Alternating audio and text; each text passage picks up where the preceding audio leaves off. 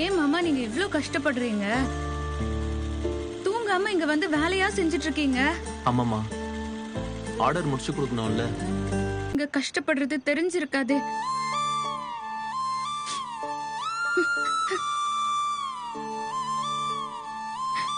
காவேரி, வருத்தப்படுறதை விட கோவப்படுறது பரவாயில்ல தானே?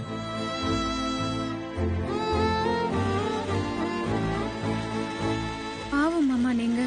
நீ கூட ஏன் எதுக்குன்னு கேப்ப காவேரி. ஆனா அவன் கேட்கவே மாட்டான். மாமா சொன்னா கரெக்டா இருக்கும்னு நினைப்பான் அப்படின்னு சொல்வாரு. எல்லாம் செய்றீங்கல்ல. நீங்க குமரன் மாமா உங்க 2 பேரையும் தான் சொல்றேன். எங்க அப்பா இருந்து பாத்துருக்கணும். மாமா இப்போ வந்துரும்மா. ஃபங்க்ஷன் ஸ்டார்ட் ஆகதான் டைம் இருக்குல்ல.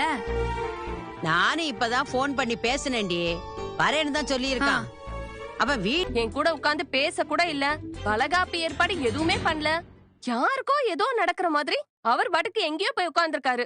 நானும் எவ்வளவு தாண்டி பொறுமையா இருக்கணும்? இல்லையா? நீதி துணி 3 மணிக்கு வந்துரும் சொன்னா 3 மணிக்கு வந்துரும். அவ்வளவுதான்.